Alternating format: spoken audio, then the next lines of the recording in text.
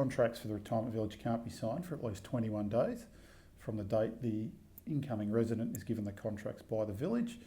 The reason for this is that the government doesn't want slick salespeople conning, tricking, or simply inducing people to sign retirement village contracts without having thought it over properly.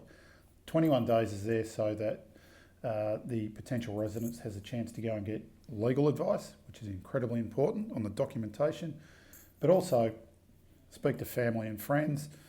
It's always a good idea to speak to other residents of the village to see if that village suits, and also get your ducks in a row, because generally most people need to sell their own house before they can enter into a retirement village, because you've got to pay a substantial upfront fee. The other thing with retirement villages that we tell all clients is it is not a money-making exercise. In almost all cases, you do not get a title to the property.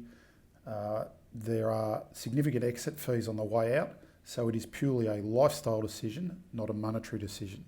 If you own your own house and the value of that house goes up $100,000, you get the whole $100,000 increase. If your retirement village goes up, well, it won't go up that much, but if the unit you're in goes up, say, $40,000, you won't get the $40,000 increase because there are exit fees on the way out. Generally, most villages charge between 3 and 3.5% per year for every year you stay there in an exit fee, plus most have a long-term maintenance fund fee of around 3%. This caps out generally around 30% if you're there for more than 7 or 8 years, and that's 30% of the ingoing contribution. So if you've paid $500,000 to go into your village unit, on the way out, the village might take 30% or $150,000 of that $500,000, meaning you only get $350,000 back on the way out.